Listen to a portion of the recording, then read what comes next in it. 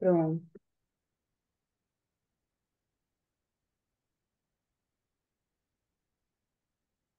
Então, hoje nós vamos iniciar a segunda parte da nossa apresentação sobre a espera de Jesus e os apóstolos para iniciar a evangelização. Sejam todos bem-vindos à nossa apresentação.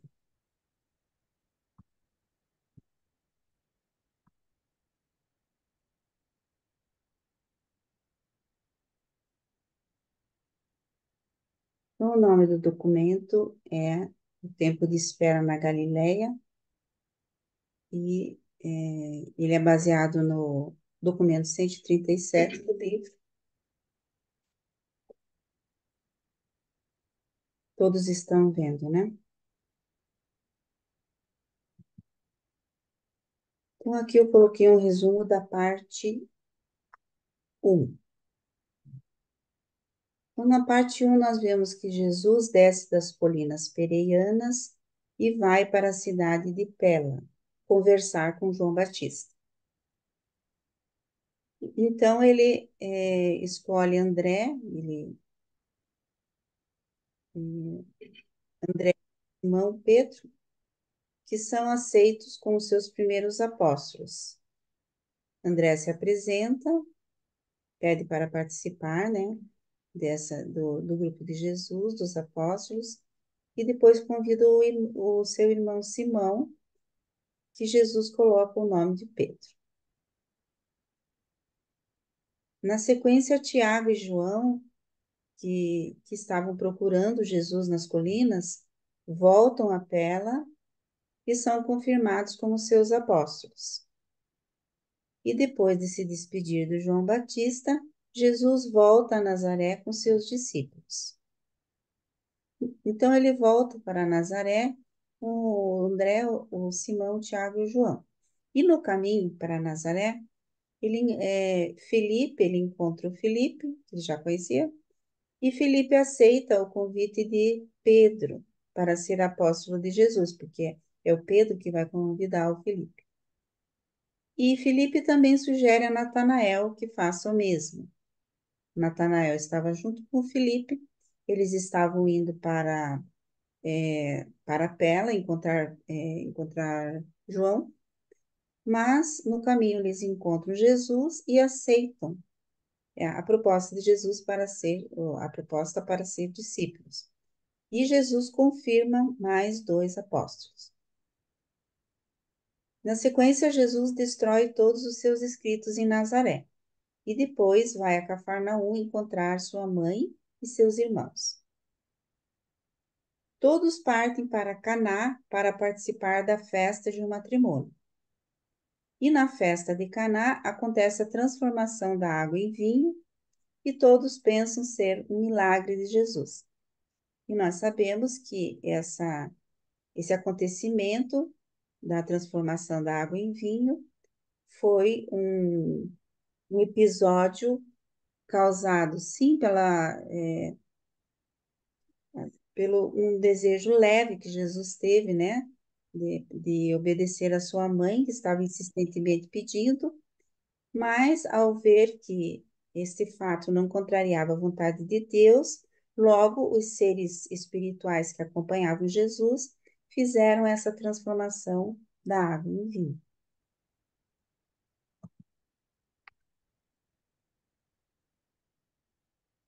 Então, nesse tópico, na parte 2, nós vamos ver que é de volta a Cafarnaum, o tópico 5, o tópico 6, os acontecimentos de um dia de sabá, o 7, os 4 meses de aprendizado, e o 8, o sermão sobre o reino. Então, vamos ver aqui, quando Jesus volta a Cafarnaum, da festa de Caná, né? Eles saem de repente e voltam para Cafarnaum. Embora muitos dos convidados fossem ficar a semana inteira para as festividades do casamento, Jesus e os seus discípulos apóstolos recém-escolhidos Tiago, João, André, Pedro, Felipe e Natanael partiram muito cedo na manhã seguinte para Cafarnaum, sem despedirem-se de ninguém. A família de Jesus e todos os seus amigos em Caná estavam muito angustiados por ele tê-los deixado tão subitamente, e Judá, o irmão mais novo de Jesus, partiu à procura dele.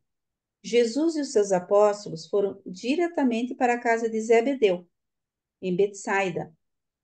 Nessa viagem, Jesus falou sobre muitas coisas de importância para o reino vindouro, com seus recém-escolhidos seguidores, e avisou-lhes, especialmente para não mencionarem a transformação da água em vinho. Ele também os aconselhou a evitar as cidades de Séforis e Tiberíades nos seus trabalhos. Então, aqui, a cidade de Séforis e Tiberíades, elas teriam que ser evitadas porque elas eram uma era a capital e outra estava sendo construída como futura capital, né? Então, o Herodes sempre estava lá e tinha, era ali onde tinha o governo, né, da Galileia. Então, eles deveriam evitar essas cidades para não dar tantos problemas. E outra coisa também, os casamentos hebraicos ali na época, né? Eles eram casamentos de as festividades duravam uma semana.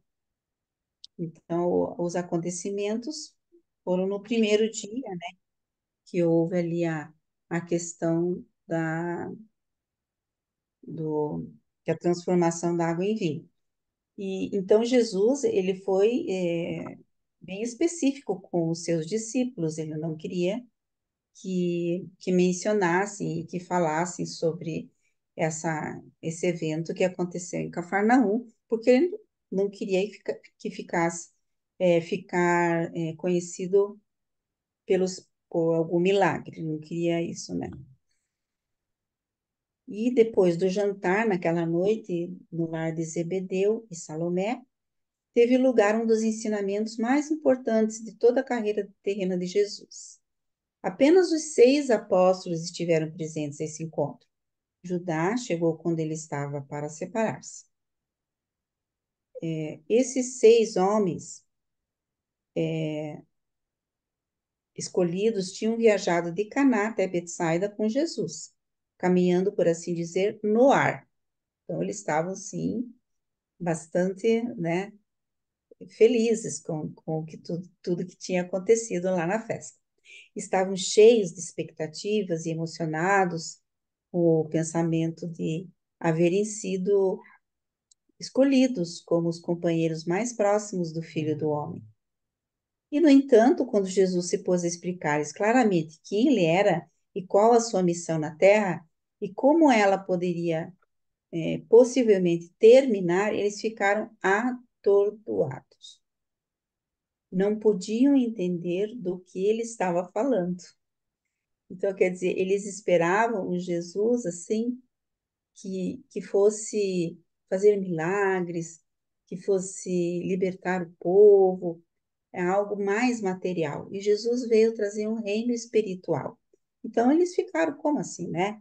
Eles não entendiam. E era o princípio dos encontros de Jesus com os apóstolos, né? Estava ali no início mesmo. Eles não sabiam muito a fundo assim aqui qual era a missão de Jesus. Então, a princípio, eles não entenderam.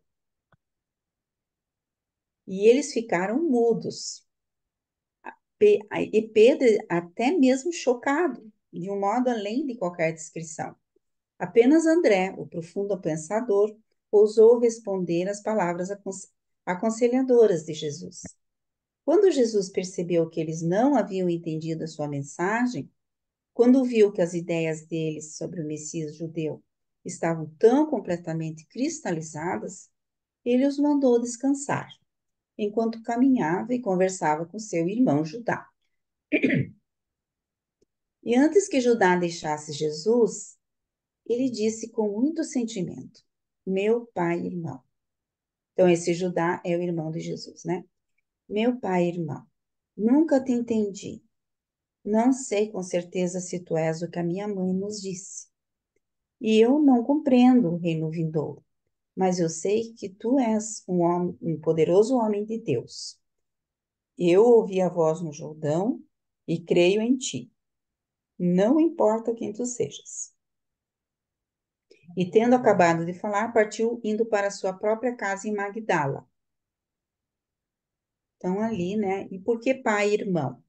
Porque Jesus criou, depois da morte do pai de José, ele foi o pai de todos os seus irmãos, né?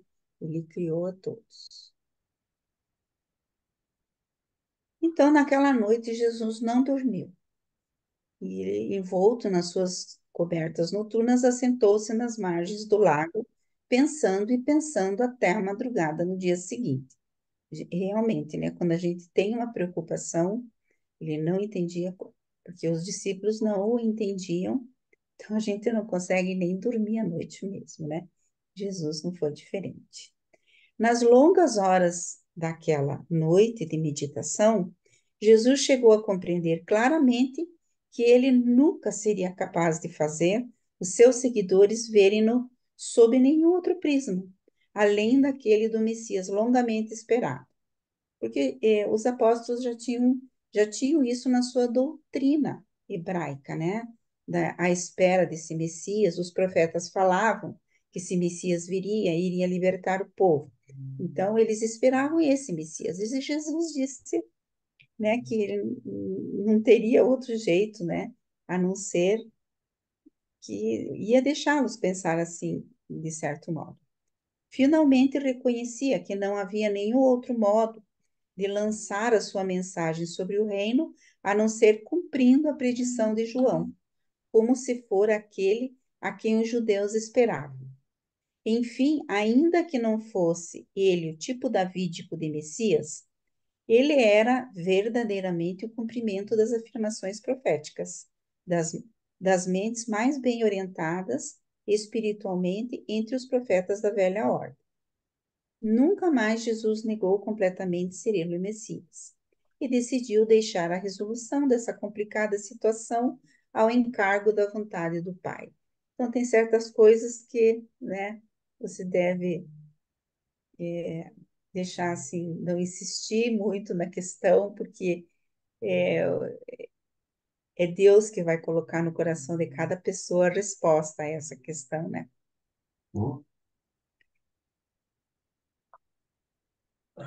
Na manhã seguinte, Jesus juntou-se aos seus amigos para o de jejum, mas formava um grupo melancólico.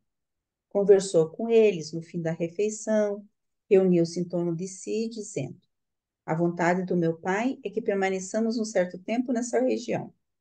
Vós escutastes João dizer que ele veio preparar o caminho para o reino. Portanto, é conveniente esperar que a pregação de João se realize. Quando o precursor do Filho do Homem tiver acabado seu trabalho, começaremos nós a proclamação das boas novas do reino.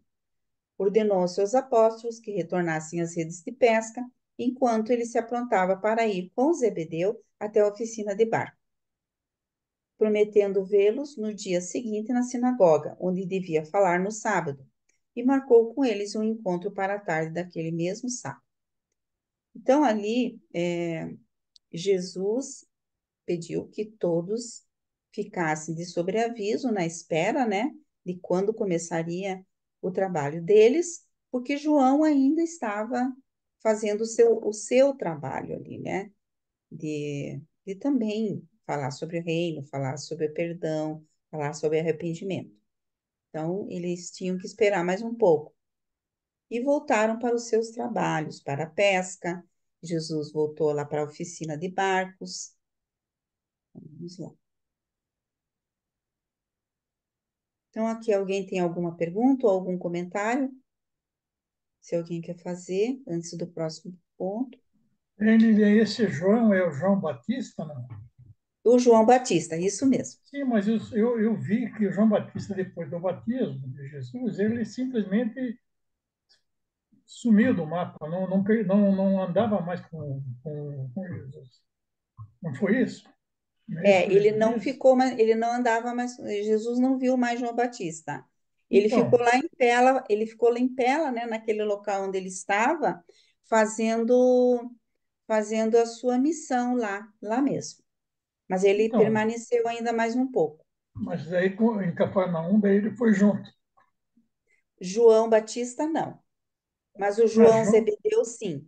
João, desculpe, desculpe. Isso. Eu O João não. Zebedeu, Não, que é não. o. É que se falou Isso. João, eu calculei João. Quando a gente Mas fala é o só João, se Zebedeu. confunde. Aham, Obrigado. nada. A Ellen. Você podia, Lilian, por favor, colocar o parágrafo 2 na tela? Sim.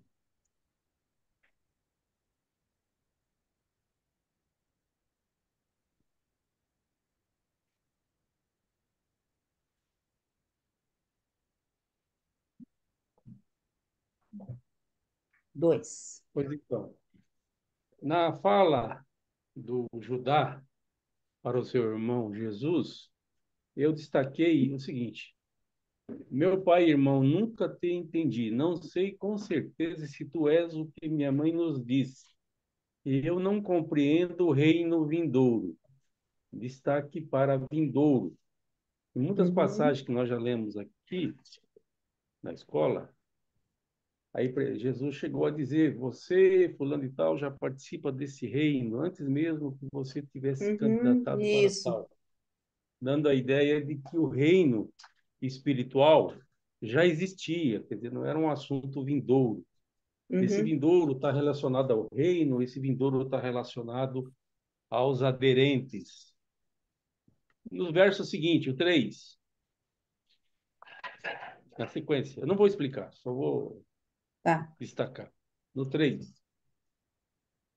Jesus chegou a compreender claramente que ele nunca seria capaz de fazer os seus seguidores verem-no sob nenhum outro prisma além daquele do Messias longamente esperado. A minha convicção acerca das habilidades de Jesus é tal e tanta que eu tenho dificuldade de entender Jesus se declarando incapaz ou incompetente de convencer quem quer que seja da mensagem dele, particularmente num aspecto muito relevante que levava muitos a um entendimento equivocado. Não vou falar mais que isso. Seguindo, no 4,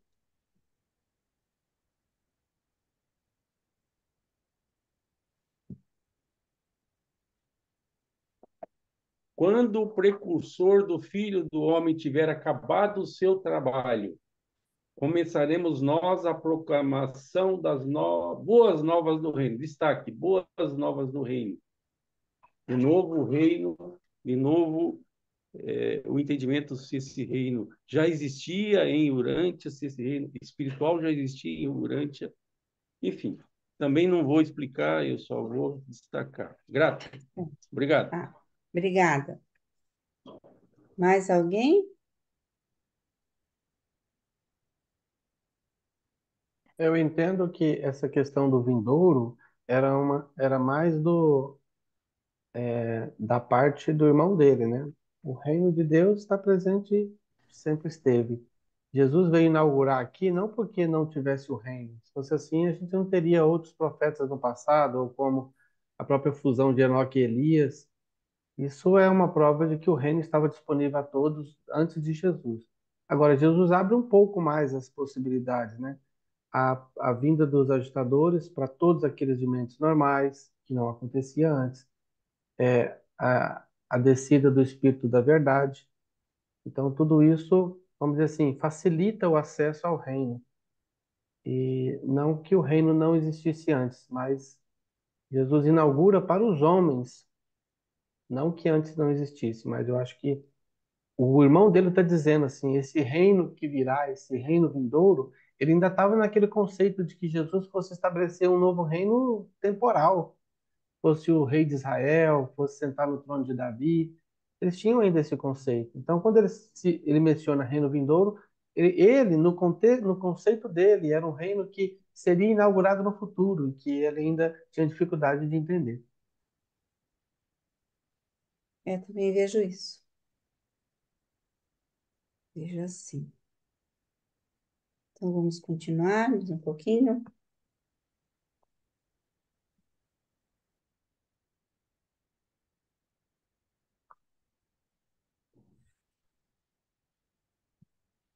Na próxima sessão aqui, ó, os acontecimentos de um dia de sabá. A primeira aparição pública de Jesus depois do seu batismo foi na sinagoga de Cafarnaum, no sábado 2 de março do ano 26 depois de Cristo. A sinagoga estava transbordando de gente. As histórias do batismo do Jordão estavam agora mais intensas, com as notícias frescas de Caná sobre a água e o vinho. Jesus deu assentos de honra aos seus 6 apóstolos, e assentados com eles estavam 2 dos seus irmãos na carne, Tiago e Judá.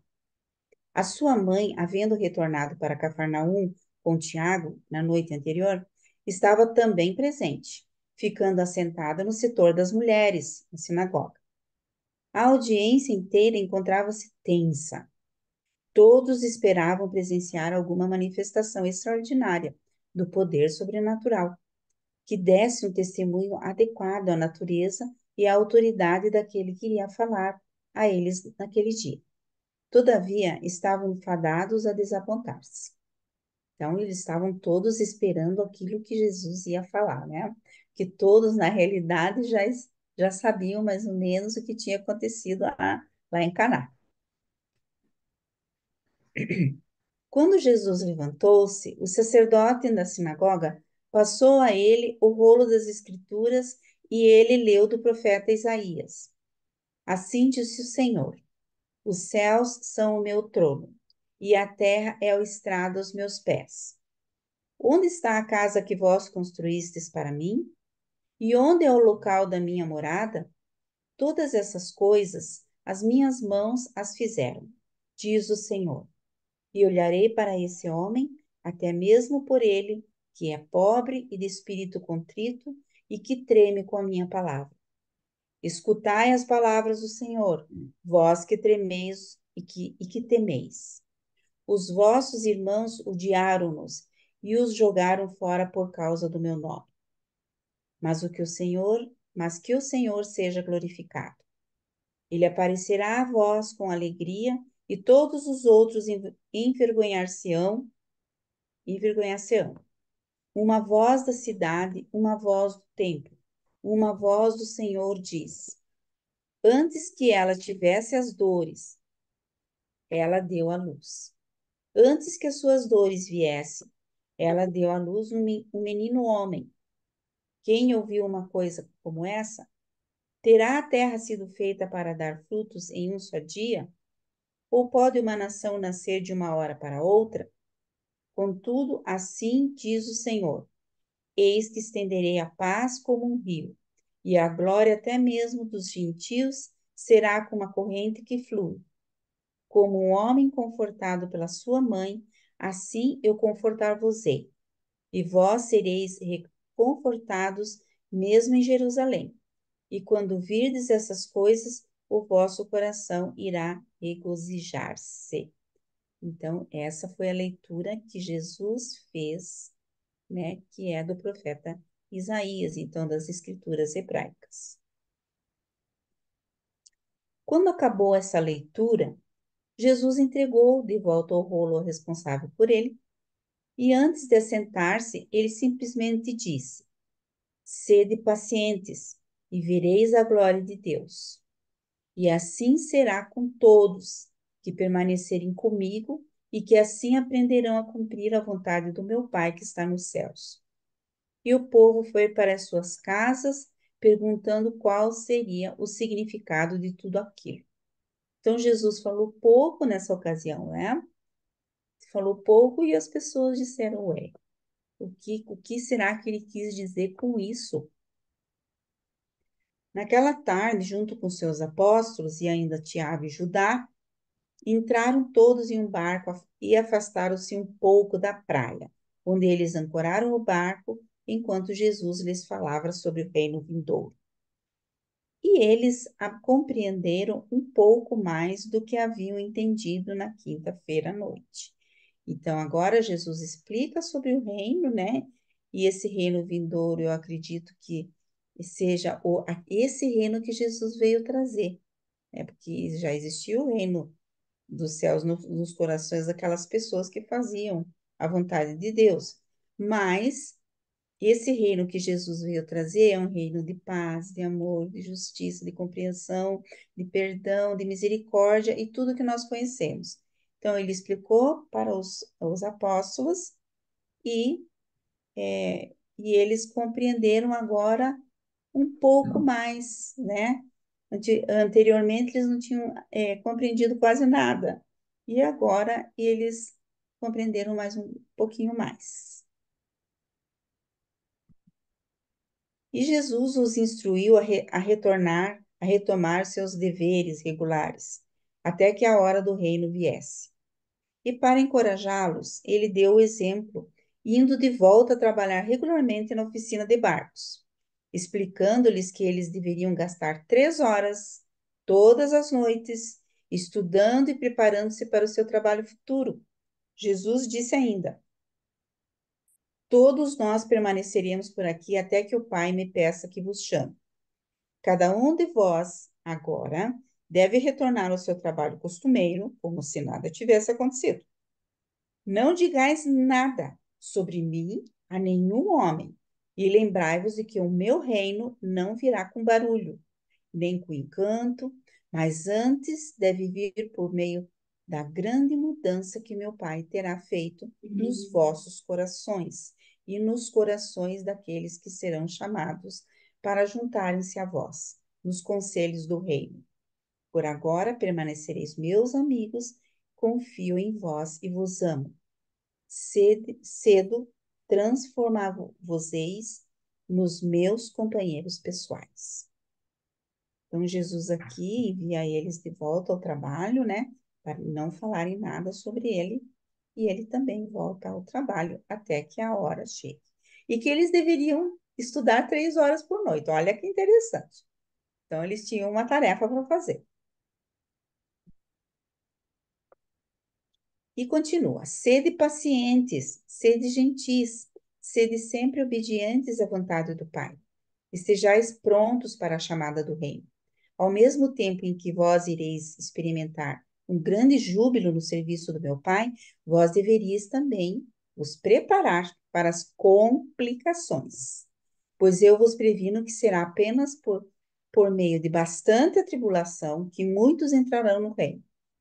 Mas, para aqueles que tiverem encontrado o reino, o seu júbilo será pleno, e eles serão chamados os abençoados de toda a terra. Contudo, não alimenteis falsas esperanças. O mundo tropeçará nas minhas palavras. E mesmo vós, meus amigos, não percebeis completamente o que eu estou revelando para as vossas mentes confusas.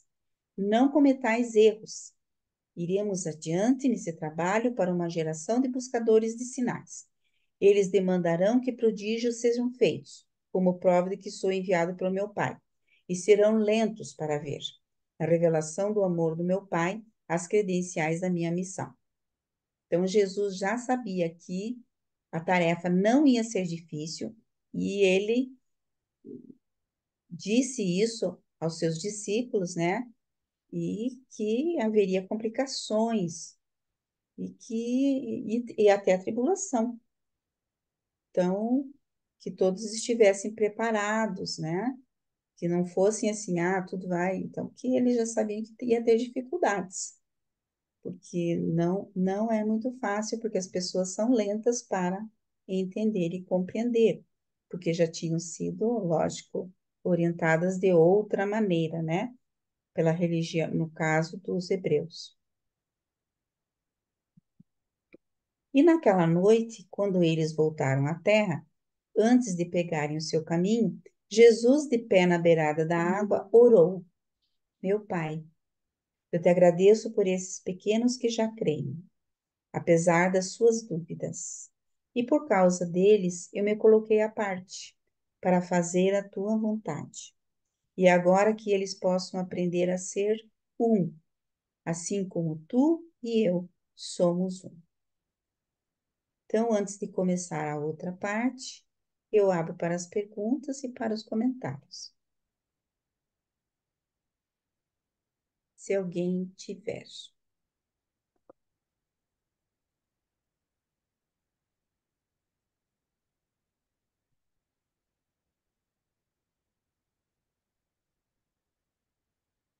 Sem perguntas, sem comentários, então continuarei. O Aélio.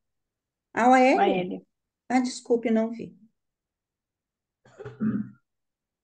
Então, já estou aqui a postos, Aélio. Vamos lá, por favor. Parágrafo 2. Pronto. Muito bem. Eu destaquei, assim disse o Senhor, se referindo a Deus, né? Os céus são o meu trono. O livro Durante ensina que Deus está na ilha do paraíso. E aqui os céus está sendo colocado no plural. Não vou comentar, mas a rigor, o reino do céu em Urântia podia ser algo vindouro em relação aos crentes, mas o reino do céu é muito anterior aos crentes de Urântia. Seguindo, nesse mesmo parágrafo, diz assim: antes que ela tivesse as dores, e se referindo a um texto do livro de Isaías, que Jesus leu na sinagoga, nós vimos aqui mesmo na escola, que Natanael questionou Jesus, escuta, mestre, você fala com certo desdenho das escrituras hebraicas. Por quê? Também não vou explicar o que nós já vimos, mas aqui em Isaías, o texto lido, a rigor, diz isso. Antes que ela tivesse as dores, ela deu à luz. Antes que as suas dores viessem, ela deu à luz um menino homem. Pois muito bem, nós aprendemos que, desde a falta de Eva e de Adão, os partos seriam doridos. E Maria veio quase 38 anos, 38 mil anos depois. E provavelmente esse texto de Isaías se referia ao evento do nascimento de Jesus. Mas não digo. Continuando. O 3, por favor. Pronto. Fez o final. E o povo foi para as suas casas perguntando qual seria o significado de tudo aquilo. Ele estava se referindo ao texto de Isaías que Jesus tinha acabado de ler. A rigor, a leitura é só uma parte. A explicação é que, de fato, é a razão de ser, que Jesus não deu. Também é um destaque. Seguinte, 4.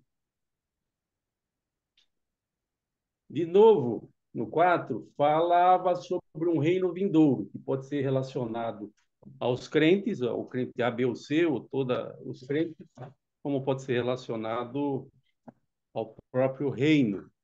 Também não vou comentar, é só um destaque. E aqui provavelmente está falando do reino em Urântia, espiritual, mas em Urântia. 5, por favor. Vou destacar logo na primeira frase. Jesus os instruiu a retornar a seus deveres regulares até que a hora do reino viesse, sugerindo que esse reino ainda não existia, em modo algum. Era, de fato, um evento vindouro. Seguindo, mais adiante, nesse mesmo parágrafo, grande mudança que meu Pai terá feito nos vossos corações e nos corações daqueles que serão chamados para se juntarem a vós nos conselhos do reino. A rigor, quem participa do conselho não é apenas um simples membro, e de qualquer maneira é um dom de Deus a pessoa escolher fazer parte deste reino, ainda mais como parte de um conselho. Seguindo adiante, no mesmo texto, no mesmo parágrafo, será apenas por meio de bastante atribulação que muitos entrarão no reino. Então, aqui está dizendo, o pré-requisito para participar do reino espiritual tem que ser aceitar as adversidades e as atribulações. Não vou comentar, só destacar. Grato. Obrigada, Hélio. Mais alguém?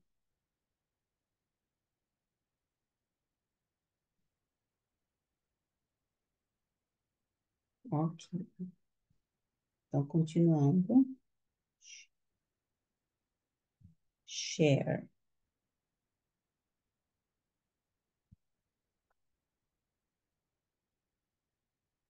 Então, agora vamos ver os 4 meses de aprendizado.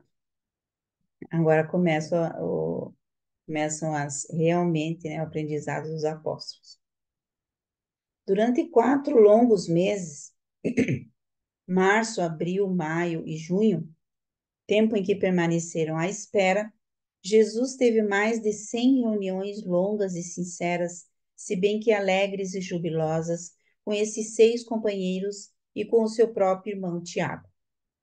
Devido à doença na família, Judá raramente estava em condições de frequentar essas instruções. Tiago, irmão de Jesus, não perdeu a fé nele, mas durante esses meses de espera e inação, Maria quase se desesperou com o seu filho. A sua fé, levada a tais alturas em Caná, afundava de novo, agora a níveis bastante baixos. Ela conseguia apenas voltar à sua exclamação tão repetida. Eu não posso compreendê-lo. Não consigo imaginar o que significa tudo isso. Todavia, a esposa de Tiago muito fez para sustentar a coragem de Maria. E durante os 4 meses, esses 7 crentes, e entre eles o seu próprio irmão na carne, estavam conhecendo Jesus e acostumando-se com a ideia de viver com esse Deus homem. Embora eles o chamassem de Rabi, eles estavam aprendendo a não ter medo dele. Jesus possuía aquela graça incomparável de personalidade que o capacitava a viver entre eles, de modo que não se sentissem desamparados por causa da sua divindade. Eles acharam realmente fácil ser amigos de Deus, Deus encarnado à semelhança da carne mortal. Esse tempo de espera testou severamente todo o grupo de crentes. Nada, absolutamente nada de miraculoso aconteceu. Dia a dia, eles iam para o seu trabalho comum, enquanto noite após noite se assentavam aos pés de Jesus e eram mantidos juntos pela sua personalidade sem par e pelas palavras cheias de graça que Jesus lhes dizia noite após noite. E esse período de espera e de ensinamentos estava sendo um desafio, especialmente para Simão Pedro. Repetidamente ele buscava persuadir Jesus a ir adiante com a pregação do reino na Galileia, enquanto João continuava a pregar na Judéia. Contudo, a resposta de Jesus a Pedro era sempre: "Sê paciente, Simão. Progride. Não estaremos nunca prontos demais quando o Pai chamar." E André acalmaria Pedro, de quando em quando, com seu conselho mais temperado e filosófico. André estava tremendamente impressionado com a naturalidade humana de Jesus. Ele nunca se cansava de contemplar como alguém que podia viver tão perto de Deus podia ser tão amigável e cheio de consideração com os homens. Então, Simão Pedro sempre, né, meio aflito para começar logo os trabalhos ali na Galileia e queria que João podia ficar lá na Judéia, né, pregando lá.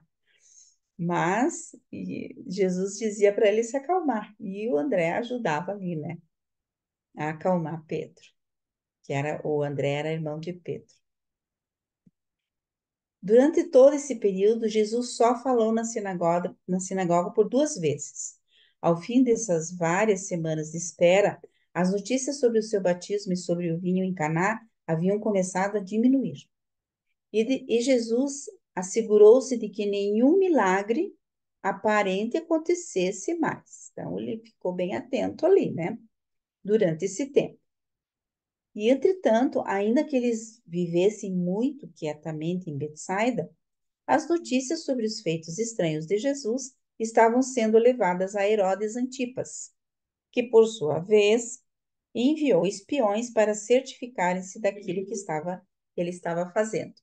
Herodes, no entanto, estava mais preocupado com a pregação de João e decidiu não molestar Jesus, cujo trabalho continuava muito silenciosamente em Cafarnaum. Então, já nessa fase em que Jesus tinha apenas 6 apóstolos, o Herodes já estava de olho naquilo que tinha acontecido e que ele ficou sabendo e já enviou espiões, né, para ver o que estava acontecendo ali em Cafarnaum, em Betsaida, então o que estava acontecendo ali nos arredores. Mas o alvo principal dele naquele momento era João Batista. E nesse tempo de espera, Jesus esforçou-se para ensinar aos seus discípulos qual deveria ser a atitude deles em relação aos vários grupos religiosos e aos partidos políticos da Palestina. As palavras de Jesus eram sempre: estamos procurando conquistar todos eles, mas não pertencemos a nenhum deles. Os escribas e os rabinos, juntos, eram chamados fariseus. Eles referiam-se a si próprios como os parceiros.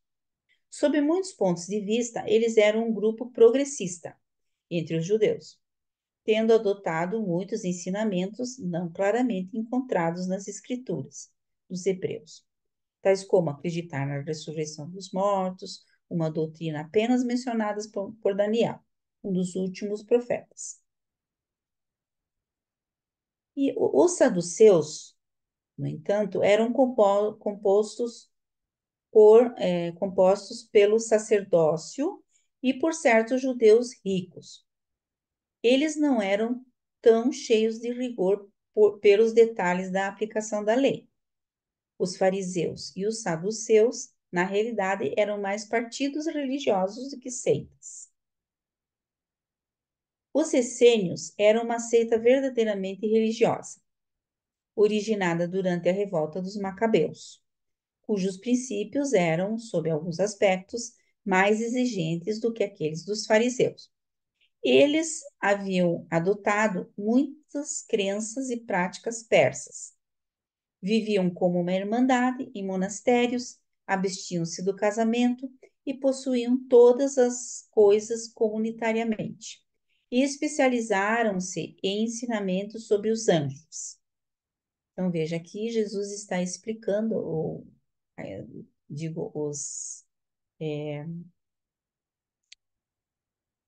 acredito aqui que seja os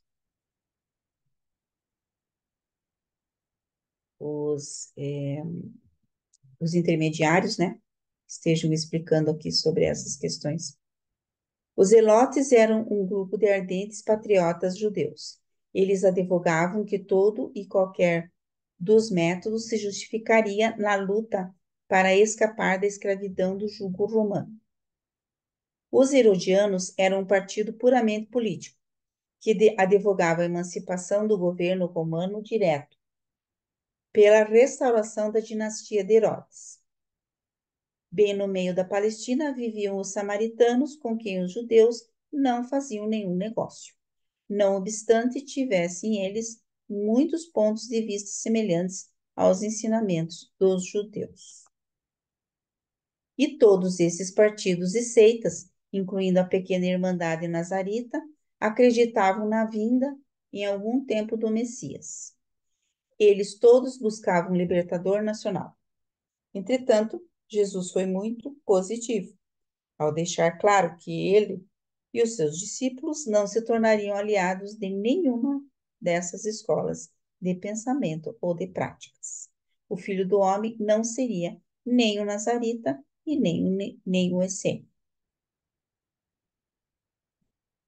Se bem que mais tarde Jesus houvesse ordenado que os apóstolos devessem partir, como fez João, e pregar os ensinamentos de Deus, e instruir os crentes, ele colocou ênfase na proclamação das boas novas do reino do céu.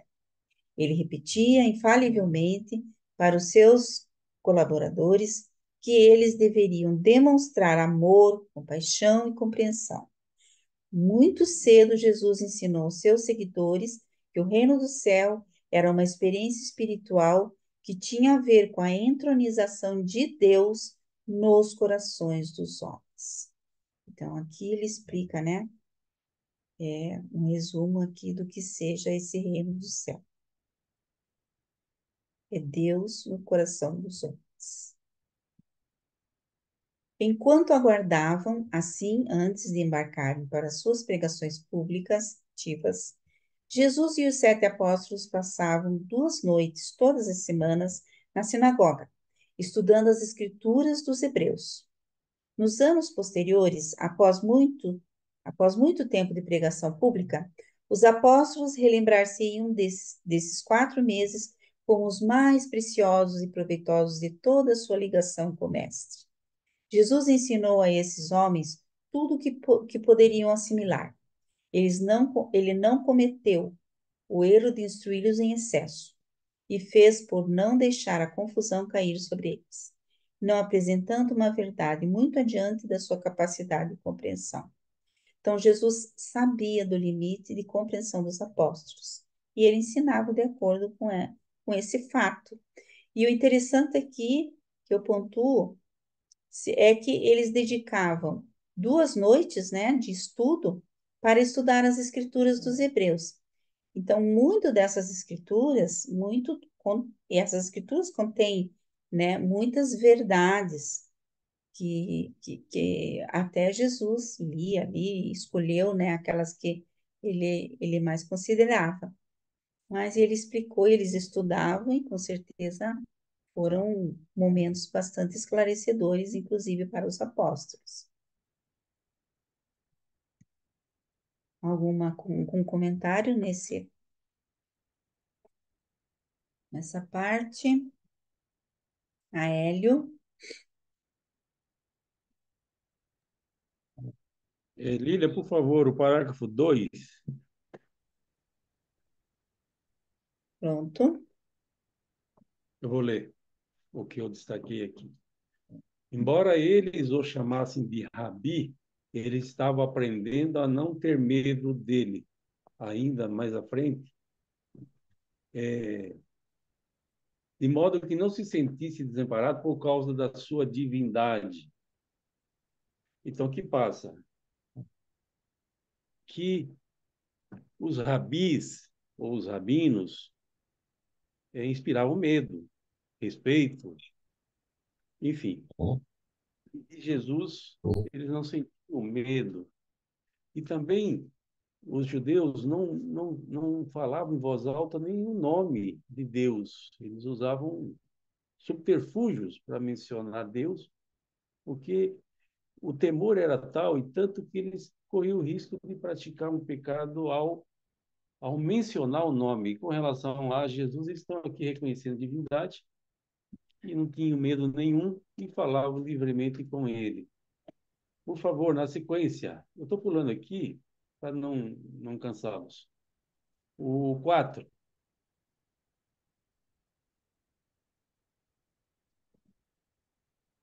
Está no 4 já? Sim, Estou destacando lá a penúltima frase. Herodes, no entanto, estava mais preocupado com a pregação de João do que com a pregação de Jesus. Nós sabemos que João foi aborrecer Herodes de tal maneira que estava até preocupado com quem ele levava para a cama, com quem ele transava e coisa do gênero. Obviamente, João não tinha nada a ver com Jesus com relação a esse tipo de preocupação. Jesus não incomodava Herodes de modo algum, que não se metia na vida sexual dele. Mas João se meteu e tanto é que foi morto por isso. No seguinte, o 5.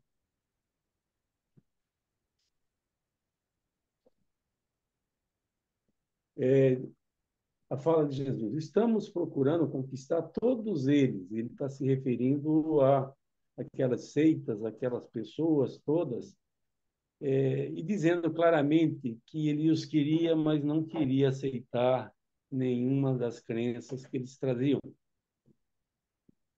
E ele vai explicar isso melhor mais para frente. Por favor, o 8.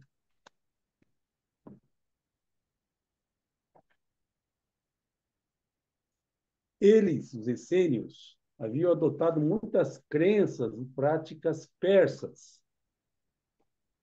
Viviam como uma irmandade em monastérios, abstinham-se do casamento e possuíam todas as coisas comunitariamente. Destaque do abstinham-se do casamento. Naquele tempo, isso era sinônimo de castidade. Não estava casado, não conhecia mulher. Então, os essênios eram castos, porque não casavam. Seguindo adiante. No 12,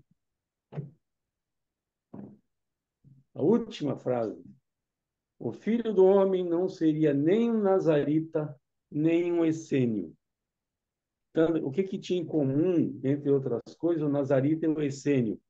Eles eram castos. Grato. Obrigada, Hélio. Mais algum comentário?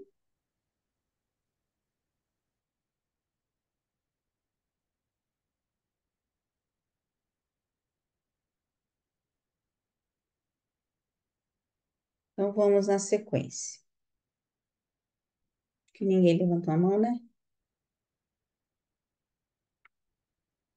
O sermão sobre o reino. Então, agora vamos à última parte que vai falar, Jesus vai falar sobre o reino de Deus, o reino dos céus. No sábado, 22 de junho, pouco antes de partirem para sua primeira excursão de pregações, e 10 dias depois do aprisionamento de João, Jesus ocupou o púlpito da sinagoga pela segunda vez, desde que trouxeram seus apóstolos para Cafarnaum. Poucos dias antes da pregação desse sermão sobre o reino, como Jesus estivesse trabalhando na oficina de barcos, Pedro trouxe a ele as novas sobre a prisão de João. Jesus depôs as suas ferramentas, uma vez mais, tirou o seu avental e disse a Pedro: É chegada a hora do meu Pai. Aprontemo-nos para proclamar os ensinamentos de Deus sobre o reino. Jesus fez o seu último trabalho na bancada de carpinteiro nessa terça-feira, 18 de junho do ano 26 depois de Cristo. Pedro apressou-se a sair da sua oficina e no meio da tarde havia reunido todos os seus companheiros e deixando-os em um bosque perto da praia, foi buscar Jesus. Contudo, não pôde encontrá-lo, pois o mestre tinha ido a um outro bosque para orar. E eles não o viram até tarde daquela noite, quando ele voltou para a casa de Zebedeu e pediu alimento. No dia seguinte, ele enviou seu irmão Tiago para pedir o privilégio de falar na sinagoga, no próximo dia de sábado. E o dirigente da sinagoga ficou muito contente de que Jesus estivesse de novo disposto a conduzir os serviços. Então, Jesus falou só 2 vezes na sinagoga. A primeira vez foi logo que ele chegou, né, em Cafarnaum, depois que ele voltou lá de Pela, ele esteve com João. E depois ele fala na sinagoga agora, depois de 4 meses. E acho que o, o, o dirigente lá da sinagoga ficou contente, né? Porque sabia que todos gostavam de Jesus e daquilo que ele tinha para falar, todos estavam esperando.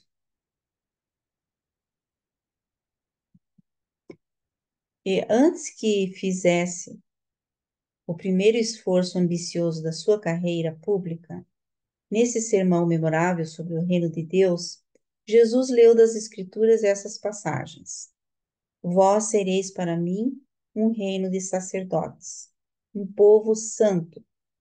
Yahvé é o nosso juiz, Yahvé é o nosso legislador. Yahvé é o nosso rei, ele nos salvará.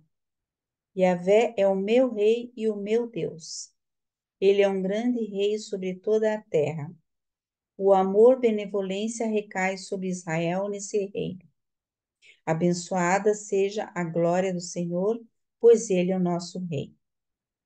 Quando acabou de ler, Jesus disse: Eu vim para proclamar o estabelecimento do reino do Pai. E esse reino deverá incluir as almas adoradoras dos judeus e gentios, dos ricos e dos pobres, dos livres e escravos, porque meu Pai não tem preferência por ninguém. Seu amor e sua misericórdia estendem-se a todos. O Pai dos céus envia o seu Espírito para residir nas mentes dos homens. E quando houver acabado o meu trabalho na terra, do mesmo modo, o Espírito da verdade será efundido sobre toda a carne. Assim, o Espírito do meu Pai e o Espírito da verdade estabelecer-vos-ão no reino vindouro de compreensão espiritual e retidão divina. O meu reino não é deste mundo. O Filho do Homem não conduzirá exércitos, a batalha para estabelecer um trono de poder, nem um reino de glória temporal. Quando o meu reino houver chegado, vós reconhecereis no Filho do Homem o Príncipe da Paz, a revelação do Pai eterno.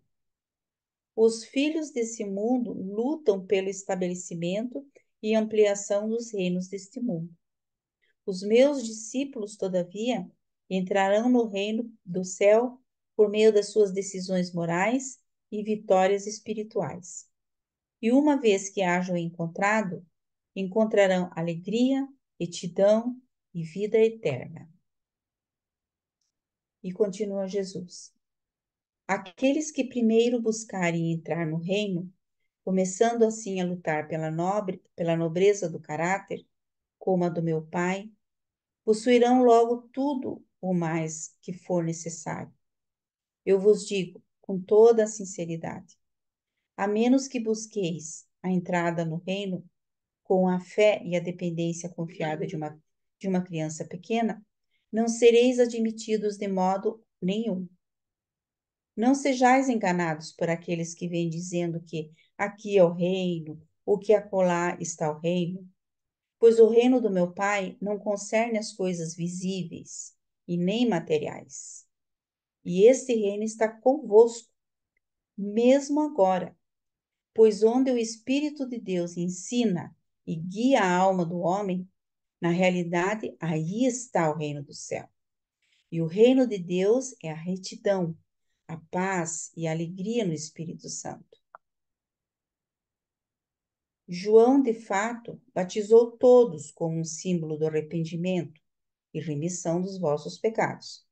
Mas quando entrardes no reino do céu, sereis batizados pelo Espírito Santo. E no reino do meu Pai não haverá judeus e gentios, apenas os que buscam a perfeição pelo serviço. Pois eu declaro: aquele que quer ser grande no reino do meu Pai deve primeiro transformar-se em um servidor de todos. Se quereis servir aos semelhantes, deveis assentar-vos comigo no meu reino, do mesmo modo que, servindo à semelhança da criatura, irei assentar-me dentro em pouco o meu Pai no reino dele. E esse novo reino é como uma semente crescendo em bom solo, em um campo. Não dá imediatamente os seus frutos.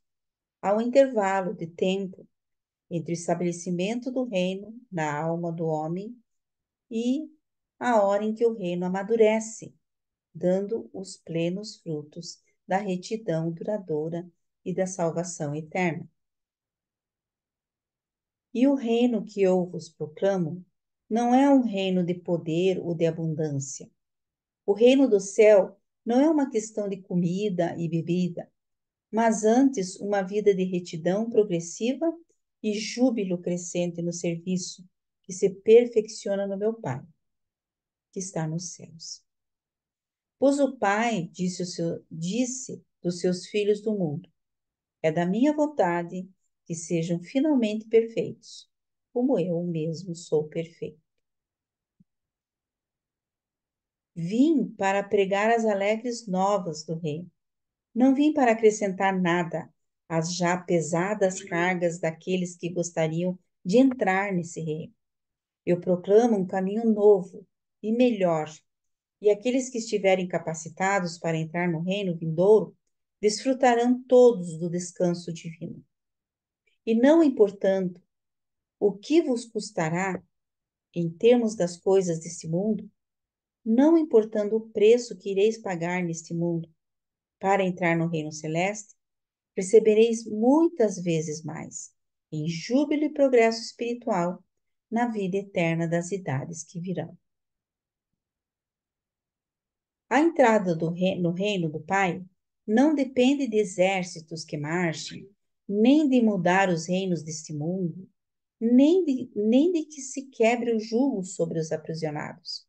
O reino celeste está ao alcance da mão, e todos que entrarem nele encontrarão liberdade abundante e salvação cheia de júbilo. Tal reino é o domínio do Eterno.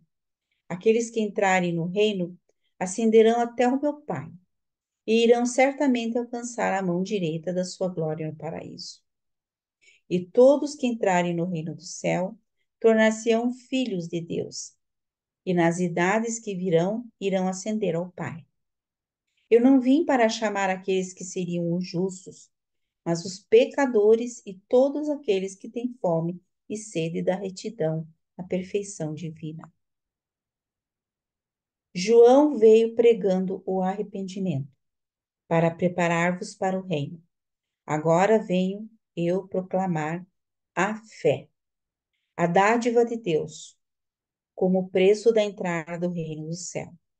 Se apenas acreditardes que o meu Pai vos ama com amor infinito, então vós estareis no reino de Deus.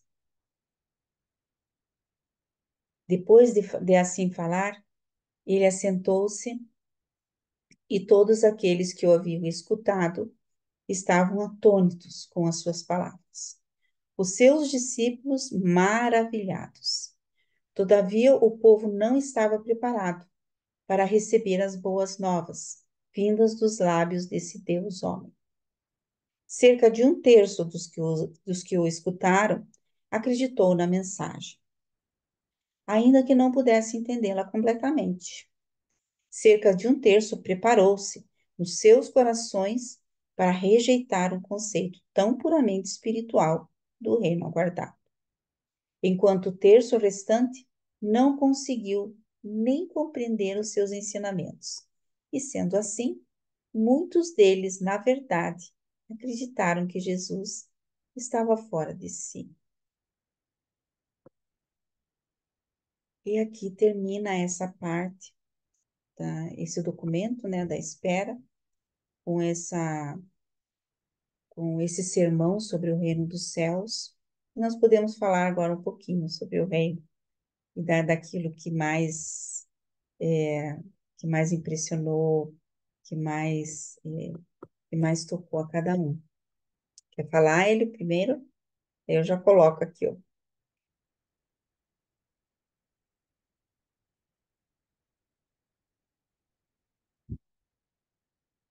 Pode falar, Hélio. Tá com isso. Agora sim. Pois então, são 17 versos, 17 parágrafos, ou 18, Sim. deixa eu olhar aqui, 18, muito extensos. Eu vou pegar e vou ignorar os destaques e vou pegar só o 18, que diz assim: cerca de um terço dos que escutaram acreditou na mensagem, com ressalva, ainda que não pudesse entendê-la completamente. Eu provavelmente, se estivesse vivo àquela época, fosse um dos contemporâneos e pudesse estar ouvindo Jesus, eu faria parte desse terço. com certeza.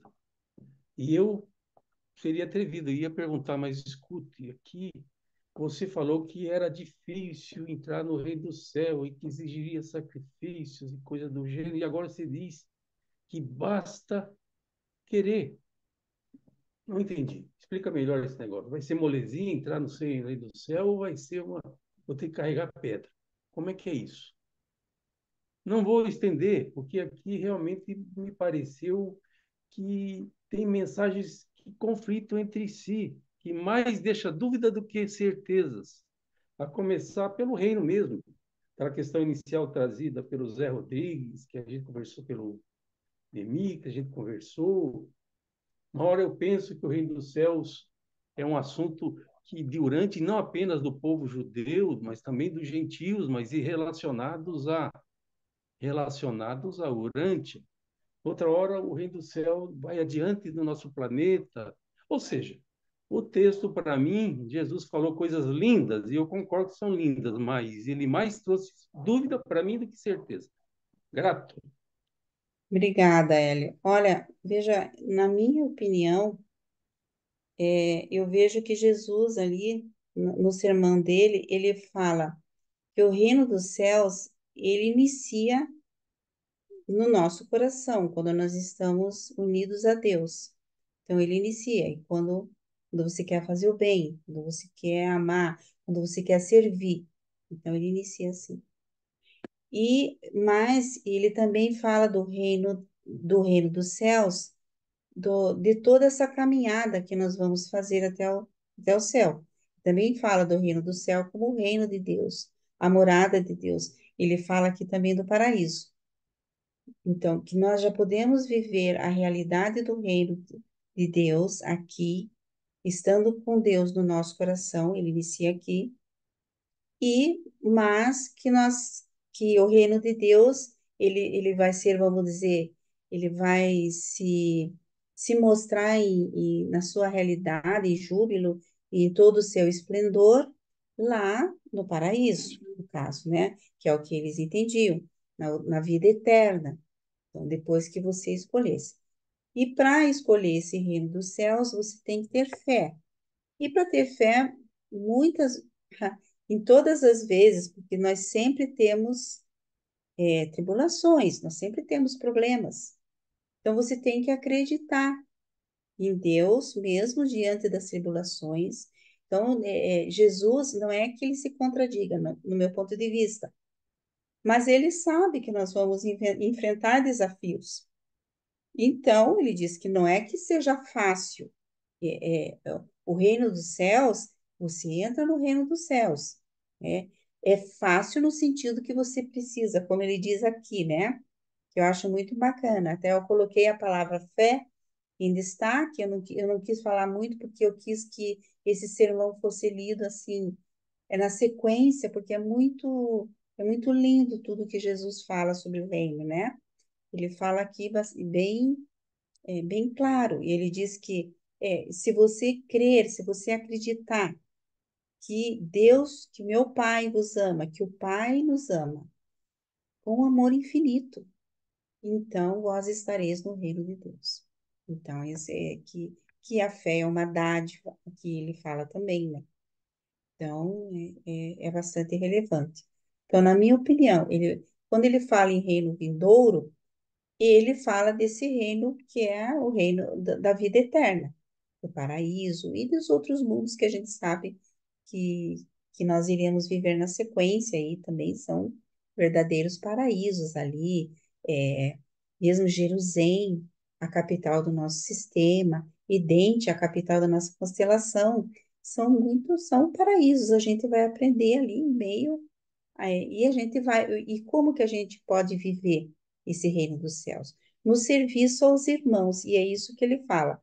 E muitas vezes, quando você serve, quando você vai servir aos irmãos, não é que seja fácil, porque você veja, João fez toda uma pregação, e, lógico, João tinha lá o seu jeito de ser, né, que o levou à prisão e que o levou a ser morto ali no cárcere, mas ele não foi fácil para ele, Porque nós temos também desafio de nós mesmos. Muita gente, a gente quer fazer o bem, e não consegue, né? Então, a gente tem até que se perdoar e acreditar que o Pai é amor infinito, que nos perdoa antes mesmo que nós peçamos perdão e todas aquelas questões.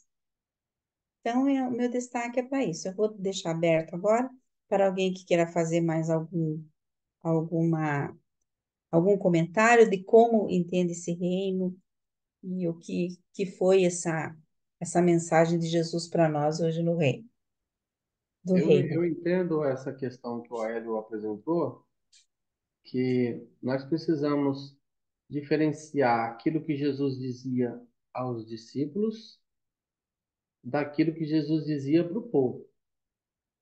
Os discípulos era uma mensagem diferente da mensagem para o povo.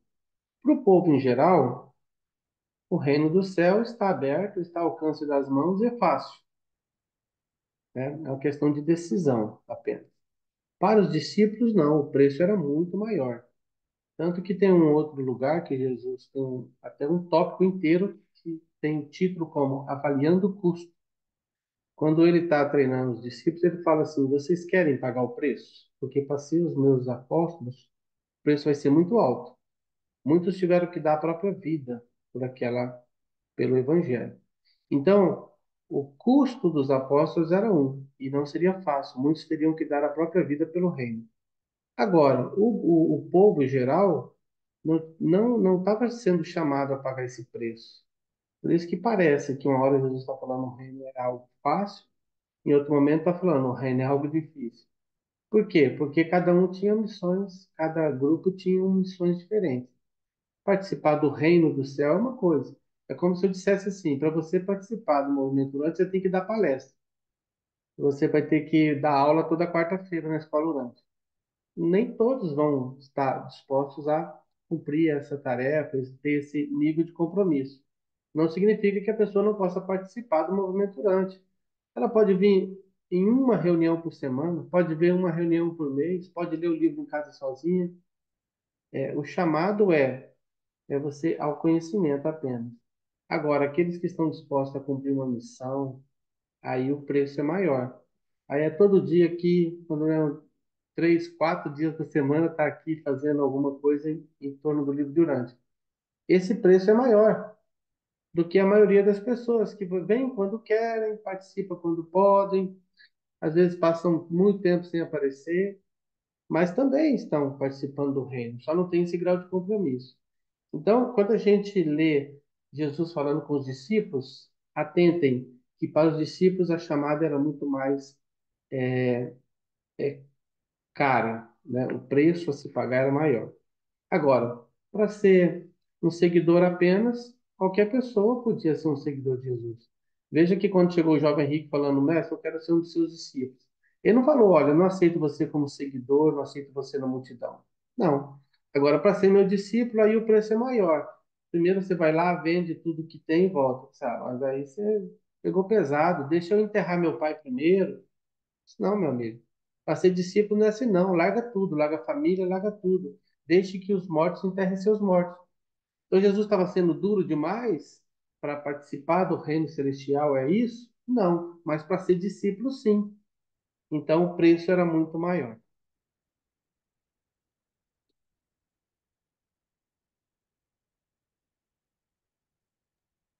Obrigada, Neemias. Mais alguma dúvida, comentário? Tudo certinho? Entenderam tudo que Jesus falou? Quem dera, hein? Que bom. São leituras para ler e reler, né? Muito bom. Exato. Cada vez a gente. Eu, para mim, me chamou bastante atenção o serviço, né? E o serviço aos irmãos é algo que nós vamos ter que aprender. E devagar a gente vai aprendendo. E Jesus também falou que não é da noite para o dia, é lentamente. Não é a gente vai aprendendo. Ele já sabia que nós somos lentos para aprender, mas a gente vai aprendendo com o tempo.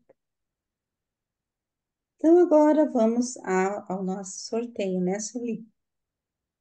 Isso. Já te coloquei Hum. de co-host. Ah, obrigada.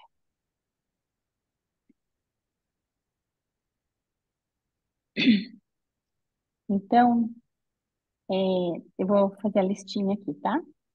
Neemias, Lilian, Aélio, Bernadette, César, Ivanil, Mantovani, Liane, Luciano, Maria Alanes, Moacir, Roberto e Zé Rodrigues. É isso? Por favor, retira meu nome. Retirado. Pessoal, vocês podem ganhar o livro e doar o livro, que também é legal.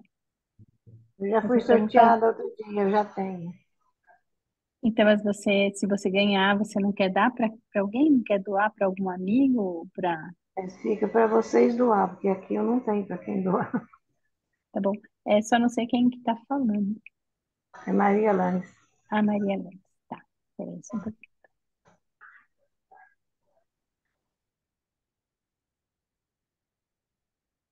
Tá bom. Então, eu vou sortear. Vamos lá. É um livro de Urântia e uma passagem direta para Salvington. Vamos lá. E não deu certo. Eu sempre erro esse negócio. Quero Nós não não. estamos. Não, eu vou adiar. Vai É, adiar a sua viagem? A eu passagem não estou passada eu vendo, vou adiar. Sueli. Eu não Ah, estou você vendo. que ganhou. Ah, você não tá porque eu não compartilhei. Meu Deus Ah, do tá. céu, Sueli Maria. Mas eu juro que. Agora tá vendo? Não. Sim. Sim, Então, olha, foi a Lilian quem ganhou. Fui eu? Ai, que Foi você. legal! Aham. Gente, eu vou aceitar porque eu quero doar esse livro. Não, acho Tá? bem legal. Acho bacana. Tá Olha só, o bom. presente por você ter dado a aula aí. Que É, bacana. obrigada. Muito bom. Então, parabéns. Parabéns pela aula e parabéns pelo livro. Obrigada. muito Legal. bom. Um abraço a todos. Um abraço. A Boa semana que noite. vem eu vou estar falando sobre os mensageiros do reino. Não percam, tá bem legal a aula. E conto com todos vocês. Obrigada. Tchau, tchau. Obrigada. Tchau, tchau. Tchau. Boa noite. Boa Boa noite a todos, noite. obrigado. Boa noite. Eu já achei que a gente foi misturando. Boa noite a Tchau. todos e até a Boa semana que noite. Boa vem, se noite. Deus Boa quiser. noite. Fica parecendo uma.